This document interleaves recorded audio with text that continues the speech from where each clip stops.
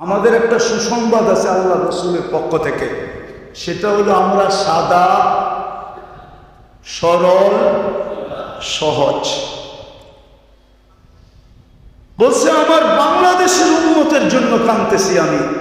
এরা সরল, সহজ, সাদা সিধা, এদের ইমান যে যেমনি পারতেছে সিনায় নিয়ে যাইতেছে, এই জন্য আমি কাঁদতেছি। আল্লাহওয়ালারা দেখেন, জিজ্ঞাসা করেন আল্লাহওয়ালারা দেখে কি দেখে না, একটু পরেই শুনবেন।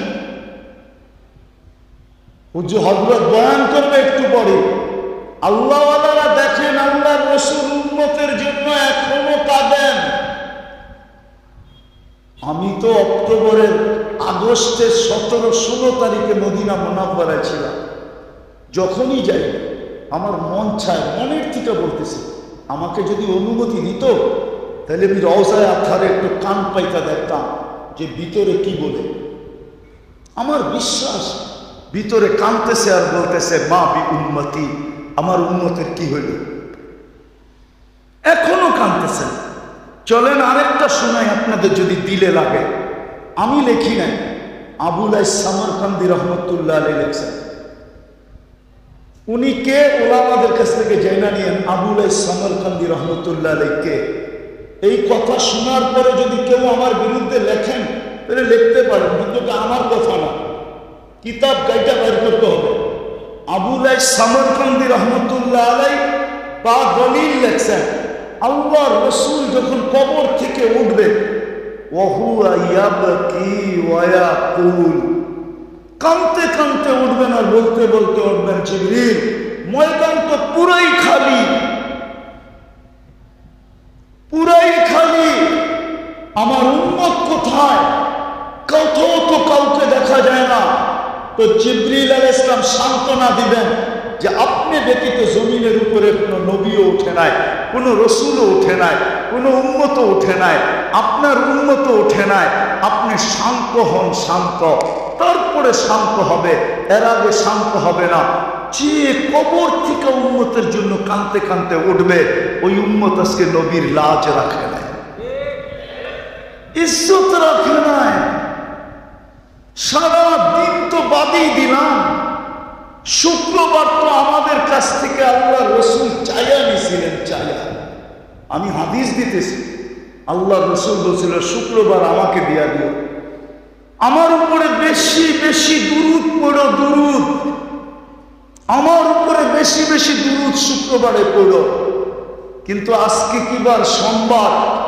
শুক্রবার গেছে বেশি দিন হয় না, কিন্তু এই মজমায় তো একজনও পাওয়া যাবে না যে শুক্রবারে নবীজির উপরে 500 বার দুরূদ পড়ছে। আমরা তো দুরূদ পড়ি না। তো যেটা বুঝাইতেছিলাম, যিনি কবর থেকেও কাঁদতে কাঁদতে উঠবে, আর কিয়ামতের মাঠের দৃশ্য তো সুস্পষ্ট, 1.25 লক্ষ নবীরা নাফসি নাফসি বলে চিৎকার দিবে।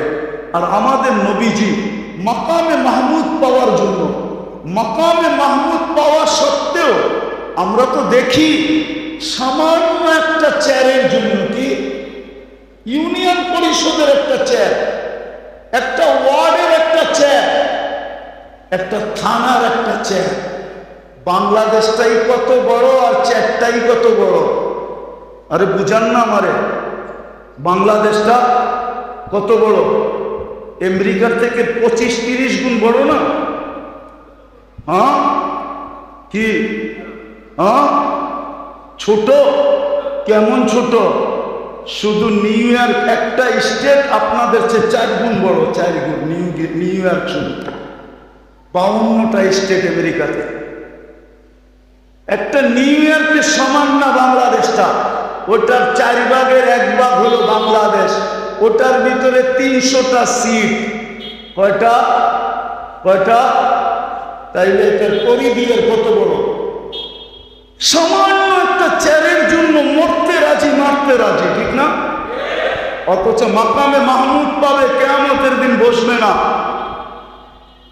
বসবে না, চুক্তি দিবে আমি বসবো না। বসলে 3 জায়গায় দৌড়াবে কে?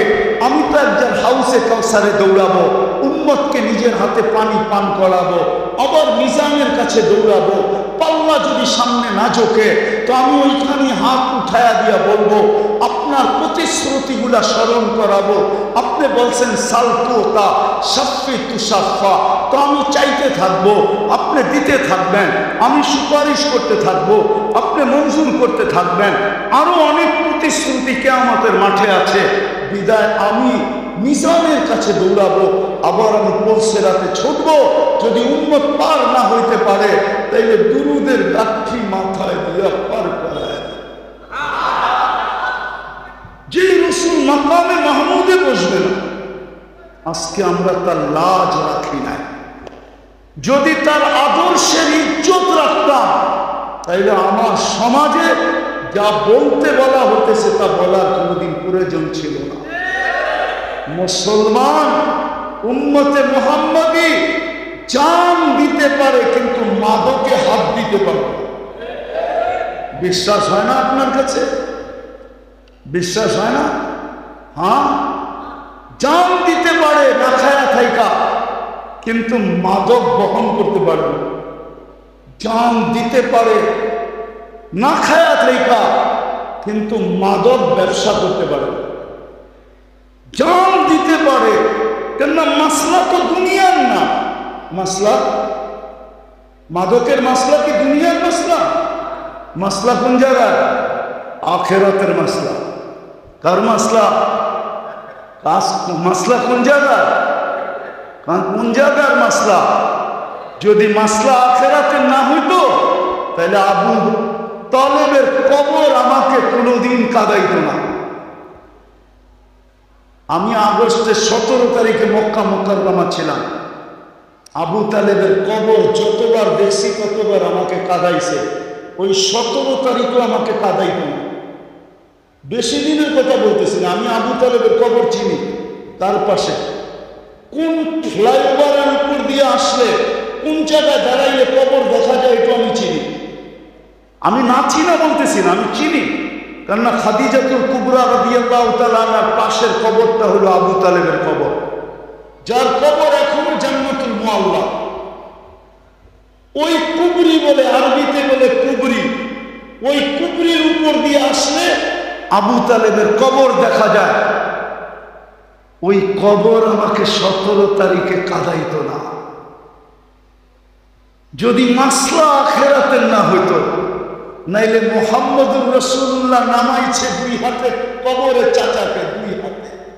কয় হাতে? আপনি চিনেন মুহাম্মদুর রাসূলুল্লাহর হাত কি? শুধু দস্তরখানে খানা খায়া শুধু হাতটা এইভাবে মুছছিলেন। আনাস ইবনে মালিক রাদিয়াল্লাহু তাআলা দস্তরখানে উনি জীবনভর পানি দিয়ে পরিষ্কার করেন নাই। যখনই পরিষ্কারের প্রয়োজন হতো আগুনে নিক্ষেপ করতেন। আগুন ময়লাকে ছাই বানায় দিত, বাহির করে ঝাড়া দিতেন, ফকফকে হয়ে যেত। একটা সুতা জ্বালানোর ক্ষমতা ছিল না। বন্ধুরা শতবার জিজ্ঞাসা করছে, আনাস এই জাদু কোন থেকে শিখলে?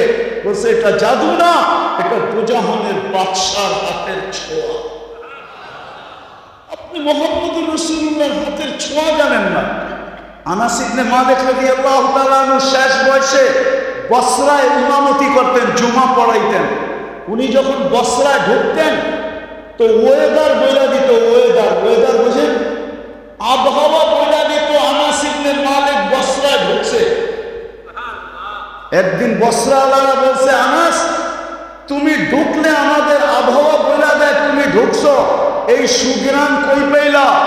বলছে 10 বছর খেদমত করছি।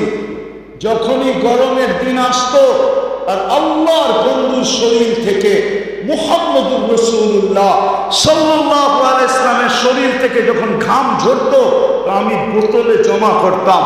এখন এত বছর পরেও আমি যখন জুমার দিন আসি তখন ওই ঘাম হাতে নিয়ে সারা শরীরে মাইখা আসি। বিদায় বসরায় ঢুকতে দেরি, বসরার ওয়েদার তোমাদেরকে বলতে দেরি করে না যে আনাস ইবনে মালিক বসরায় ঢুকে গেছে। যার ঘামের উপর সে 2 হাতে চাচাকে কবরে নামায় বলতেছে, আম্মি আম্মি আম্মি মা তারাকতানি সাবিলা, চাচা আমার জন্য কোনো রাস্তা রাখলেন না। বলছিলাম চাচা কলেমা পড়েন, পড়লেন না। বলছিলাম ঠোঁট দুটা হেলায় দেন, উচ্চারণ করতে হবে না, শুধু ঠোঁট হেলায় দেন, তাও হেলাইলেন না। বলছিলাম চুপ থাকেন, তাও থাকলেন না। সর্বশেষ একটা চিৎকার দিলেন, আলা মিল্লাতি আব্দুল মুত্তালিব। আব্দুল মুত্তালিবের ধর্মের উপরে চলে গেলাম। ও চাচা আমার জন্য কোনো রাস্তা রাখলেন না। হায় সত্য তো এটাই, আজকে নবীর ইজ্জত আমরা রাখি না, মুহাম্মদুর রাসূলুল্লাহর আদর্শের পরোয়া করি না। যদি পরোয়া করতাম আর আল্লাহর ইজ্জত রাখতাম আমরা, আল্লাহ আমাদের থেকে হাত উঠায় নিছেন। আজকে 48,000 কেন, 50,000 কেন, আমি তো জানি না এই সংখ্যা কোথায় যায় ঠেকবে। 1 বৎসর, আজকে কয় তারিখ? 28 তারিখ। 1 বৎসর 21 দিন হলো ফিলিস্তিনের যুদ্ধ। কয়দিন?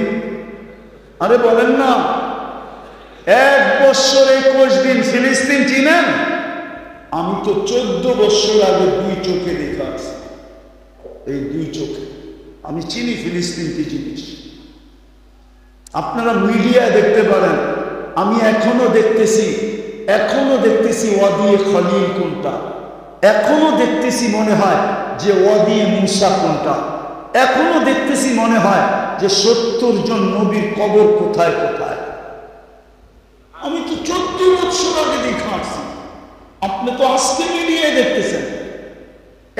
365 দিন পার হওয়ার পরেও 21 দিন ওই জমিন, যেই জমিনে 16 লক্ষ নবীদের সম্মিলন, না জানি সংখ্যা কোথায় যায় শেষ হবে। কেন আল্লাহ কেন সাহায্য করেন না? কেন মুসলমানদের এই দুরবস্থা? বড় বড় চিৎকার দেই আমরা, দুইটা সম্মেলন চলে গেল। যুদ্ধের শুরু থেকে নিয়ে আজ পর্যন্ত জাতিসংঘের দুইটা সম্মেলন গেল। 60 থেকে 65টা মুসলিম দেশ, অথবা 50 থেকে 60টা মুসলিম দেশ, 1 ডজনের উপরে এরকম দেশ যে যারা একত্রিত হলে সারা দুনিয়াকে কিনতে পারে। 5 থেকে 6টা এরকম দেশ যাদের টাকার উপরে বড় কোনো টাকা নাই দুনিয়াতে। 65টা মুসলিম দেশ যাদের কাছে দুনিয়ার 70% সম্পদ, যাদের পায়ের নিচে দুনিয়ার সবচেয়ে বেশি ব্র্যান্ড যারা ব্যবহার করে, দুনিয়ার সবচেয়ে বেশি প্রসাধনী যে জাতি ব্যবহার করে, দুনিয়ার সবচেয়ে বেশি ফার্নিচার যে জাতি ব্যবহার করে, দুনিয়ার সবচেয়ে বেশি কাপড় চোপড় যে জাতি ব্যবহার করে, তারপরেও 2টা সম্মেলনের ভিতরে ছোট একটা নিন্দা প্রস্তাব আজ পর্যন্ত পাশ করতে পারবে। চ্যালেঞ্জ আমার, কেউ আমাকে নেটে দেখাইতে পারবেন না যে জাতিসংঘের ছোট একটা নিন্দা প্রস্তাব পাশ হয়েছে ফিলিস্তিনের জন্য। কি হয়েছে? কি হয়েছে? যুবকরা তো সারাদিন নেটের ভিতরে থাকে, বলুক না। অথবা সারা দুনিয়ার প্রাণীবাদী সংস্থাগুলা, প্রাণী দিয়া যারা কাজ করে, আমেরিকার বলেন, কানাডার বলেন, অস্ট্রেলিয়ার বলেন, ইউরোপের বলেন, জার্মানির বলেন, জাপানের বলেন, এমনকি বাংলাদেশের প্রাণীবাদীরা পর্যন্ত ছোট একটা প্রতিবাদ আজ পর্যন্ত মিডিয়ায় দেয় নাই। বুঝা গেল ওরা আপনাদেরকে মানুষই মনে করে না, আগাছা মনে করে। আগাছা 200 কোটি মুসলমান মরা গেলে হয়, আর কি আসে যায়, মরা যা, এটি দুনিয়ার আগাছা। হবেন না কেন? হবে না কেন মাদক আপনার এখানে? হবে না কেন চাঁদাবাজি আপনার এখানে? হবে না কেন সন্ত্রাস আপনার এইখানে? হবে না কেন 9/6 আপনার এইখানে? কেউ তো নবীর আদর্শের উপরে নেই, না শিক্ষে না শিক্ষা দেয়, নবীর আদর্শের চর্চাও তো হইতে দেয় না। আমরা তো টকশোতে বসা দেখি, টকশো তো দেখি, নবীর আদর্শের চর্চাও তো হইতে দেয় না, ঠিক না? হ্যাঁ, তাইলে হবে না কেন? কম হইতেছে, সামনে আরো বেশি হবে। যায় দিন ভালো, আমাদের মুরব্বীরা বলতো যায় দিন ভালো, আসে দিন আসে দিন আসে দিন। মুরব্বীদের কথা যদি সত্য হয় তাহলে আরো বেশি হবে, হবে না কেন? নবীর আদর্শ, এই জন্যই তো আল্লাহর সাহায্য নেই। নাইলে 200 কোটি মুসলমানের ভিতরে 2 কোটি তো ওলামা হবে, 1 কোটি তো হবে ওলামা। সারাদিন চোখের পানি ঝরাইতেছে। কোন মাদ্রাসায় ফিলিস্তিনের জন্য দোয়া হয় না বলেন? জিজ্ঞাসা করেন, হয় না? ডেলি হয় না, মাঝে মাঝে হয়। কোন মসজিদে ডেলি নামাজের মধ্যে দোয়া না হয় ফিলিস্তিনের জন্য? কোন আল্লাহওয়ালারা রাত্রে যায় না, যে কাঁদে না বলেন? বাইতুল্লাহ দোয়া তো ডেলি হইতেছে। গত রমজানে তো ভাবছিলাম যে 2 ঈদ হবে, কেন এরকম কান্না 2 হেরেন মক্কা মদিনা আমার মনে হয় না কোনোদিন দেখছে। গত রমজানে যে কান্না ছিল, আমি তো ভাবতেছিলাম ঈদ 2টা হবে, রোজার ঈদও করব, আবার ফিলিস্তিনের স্বাধীনতার ঈদও করব। কিন্তু ওই ঈদের রোজাও পার, ঈদও পার হইল, কোরবানিও পার হইল, আবার রোজা চলে আসলো মাথার উপরে। কোনো নিদর্শনই দেখতেছি না যে জয় হবে। তো হবে কবে? আল্লাহ তো সাহায্য করতেছে না, করে তো কি করে কি করে? সবকিছু বাদই দিলাম, একটা কথায় শেষ করতেছি। আল্লাহ ডেলি 5 বার ডাকে। কয়বার ডাকে? 80% যুবক তো মসজিদে, 20% যুবক তো মসজিদে আসে না, 10% তো আসে না, 10% পুরুষও তো আসে না, 10% নারীও তো নামাজ পড়ে না। মাইনা নিলাম 20% করে, 80% তো পড়ে না। অথচ ডাকে কে? কে ডাকে? কে ডাকে? কোন আল্লাহ? শুধু আল্লাহ? আল্লাহ তো বলে আমি শুধু আল্লাহ ডাকি না, আমি রহমানও ডাকি, আমি রহিমও ডাকি, আমি মালিকও ডাকি, আমি কুদ্দুসও ডাকি, আমি সালামও ডাকি, আমি মুমিনও ডাকি, আমি মুহাইমিনও ডাকি, আমি আজিজও ডাকি, আমি জব্বারও ডাকি, আমি মুতাকাব্বিরও ডাকি, আমি খালিকও ডাকি, আমি বারিউল মুসাব্বিরুল গফফারুল কাহ্হারুল ওয়াহ্হাবুর রাসাকুল ফাত্তাহুল আলিমুল কাবিদুল বাসিতুল খাফিদুর রাফিউল মুইজ্জুল মুদিল্লুস সামিউল বাসীরুল হাকামুল আদলুল লতীফুল খবীরুল হালিমুল আযীমুল গফুরুশ শাকুরুল আলিয়ুল কবীরুল হাফিজুল মুকিতুল হাসিবুল জলিলুল করিমুল রকিবুল মুজিবুল ওয়াসি আল হাকিমুল ওয়াদুদুল মজিদুল বাঈতুশ শাহীদুল হকুল ওয়াকিলুল কবিয়ুল মতিনুল ওয়ালিয়ুল হামিদুল মুসি আল মুবদি আল মুঈদ আল মুহয়ি আল মুমীত আল হাইয়্যু আল কাইয়্যুম আল ওয়াজিদ আল মাজিদ আল ওয়াহিদ আল আহাদ আস সামাদ আল কাদির আল মুক্তাদির আল মুকদ্দাম আল মুআখ্খার আল আউয়াল ওয়াল আখির আল যাহির ওয়াল বাতিন আল ওয়ালি আল মুতাওয়ালি আল বাররু التواب المنتقم العفو الرؤوف مالك الملك ذا الجلال والإكرام المقسط والجامع والغني والمغني المانع الضار النافع النور الهادي البديع والباقي الوارث والرشيد الصبور جل جلاله আমি 99 পদের মালিক আল্লাহ ডাকি। যদি শুধু নামাজের জন্য আসতো তাইলেও তো আমি আমার মনকে বুঝাইতে পারতাম কোরআনের দিকে তাকায়া, ইন্নাস সালাতা তানহা আনিল ফাহশাই ওয়াল মুনকার ওয়া লা যিকরুল্লাহি আকবার। আমার উম্মত 100 ভাগে, আমার জাতি 100 ভাগে 100 ভাগ নামাজ পড়ে। উম্মতে মুহাম্মদি কিছু না করে 100 ভাগে 100 ভাগ নামাজ পড়ে। নামাজ এদেরকে মাদক থেকে ছাড়াইয়া দিবে, মাদক ছাড়াইয়া দিবে, মাদকের অভ্যাস ছাড়াইয়া দিবে, মাদক বহন ছাড়াইয়া দিবে, মাদক বেচা ছাড়াইয়া দিবে, মাদক আনা ছাড়াইয়া দিবে, চান্দা ছাড়াইয়া দিবে, সন্ত্রাস ছাড়াইয়া দিবে, সমস্ত হুকুকুল ইবাদ থেকে। কেননা আল্লাহ তো নিজের হক মাফ করার ওয়াদা করছেন, কিন্তু হুকুকুল ইবাদ মাফ করার ওয়াদা করেন না। যত হুকুকুল ইবাদের গুনাহ আছে ওই সমস্ত গুনাহ থেকে উম্মত বেঁচে যেত যদি 100% নামাজ পড়তো। আল্লাহ ডাকা সত্ত্বেও তো নামাজে আসে না। এর চেয়ে বড় নিয়ম খারামি কি হইতে পারে? এর চেয়ে বড় অকৃতজ্ঞতা কি হইতে পারে? এর চেয়ে বড় কপাল পোড়ার নিদর্শন কি হইতে পারে? এর চেয়ে বড় হতবাগার নিদর্শন কি হইতে পারে? এর চেয়ে বড় নিকৃষ্টতম হওয়ার নিদর্শন কি হইতে পারে? এই জন্যই মনে হয় আব্দুল কাদের জিলানী রহমতুল্লাহ আলাইহি লেখছেন যে শুকরও বেনমাজি থেকে পানা চায়। শুকরও বলে কাইলা ইয়াকা আউয়াল নাযরিন আলা মান লা ইউসাল্লি। আল্লাহ, যখনই আমি ঘুমের থেকে উঠা চোখ খুলবো, আমার দৃষ্টিটা কোনো কাফেরের উপরে পড়ুক, খ্রিস্টানের উপরে পড়ুক, হিন্দুর উপরে পড়ুক, ইহুদির উপরে পড়ুক, বেদিনের উপরে পড়ুক, কিন্তু কোনো বেনমাজির উপরে যেন না পড়ে। কেননা ও আমার কাছে আমার চেয়েও নিকৃষ্ট। আসেন নবীর আদর্শের দিকে ফিরি। কমসে কম সবচেয়ে বড় আদর্শ যেটা, দুনিয়াতে আইসো আমাদেরকে মেসেজ দিছেন, যাওয়ার সময় চিৎকার দিছেন আসসালাহ আসসালাহ। আসেন আজকে তওবা করে অঙ্গীকার করি, আজকের থেকে আর নামাজ ছাড়ব না। পাক্কা ওয়াদা? বিলকুল। নামাজ আরেকটা করতে পারবেন অঙ্গীকার? চলেন আজকের থেকে অঙ্গীকার করি যে আমরা এই ভবানীপুরটাকে বেনমাজি মুক্ত করব। পারবেন?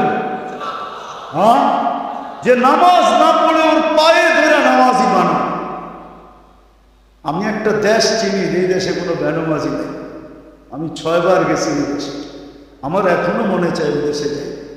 মানুষগুলো যদিও গরিব, মানুষগুলো বলেও যদিও কালো, কিন্তু ওদের নামাজ দেখলে মন ঘোরা যায়। আমরা কি একটা ইউনিয়ন নামাজি মুক্ত করতে পারবো না? না পারবো না? হ্যাঁ হ্যাঁ, পারবেন না? হ্যাঁ। কিন্তু আমার একটা কঠিন কথা মনে রাখেন, ইহুদিরা এখন চিৎকার দিতেছে, চিৎকার। ইহুদিদের একটা স্লোগান আছে হিব্রু ভাষায়, যদিও আমাদের আলেমরা বোঝে না, দুনিয়ার কেউ বোঝে না ওইটা কি চিৎকার দেয়। ওরা চিৎকার দেয় ইদান নাহনু ফিল আমান, আমরা এখনো নিরাপদ। কেননা মুসলমানের জুমার জামাত আর ফজরের জামাত সমান হয় না, যতদিন হবে না ততদিন আমরা নিরাপদ। ফাদাম্মিরুল মুসলিমিনা কাইফা তুরিদুনা আন তুদাম্মিরুহা, মুসলমানকে মাটির সাথে মিশাও, এখনই সুযোগ। যত পারো মাটির সাথে মিশায় দাও, কেননা এখনই সুযোগ। যতক্ষণ পর্যন্ত জুমার জামাত আর ফজরের জামাত সমান না হবে, মুসলমানদের বিজয়ের পালা শুরু হবে না না না না। শূন্য পায়ে হাত দিয়ে বলি, আসেন আমরা এই মিশনে নামি যে আমরা পায়ে ধরে মসজিদে মুসল্লি বাড়ায়। পারবেন? কে কে পারবেন? আল্লাহ আমাদেরকে আমল করার তো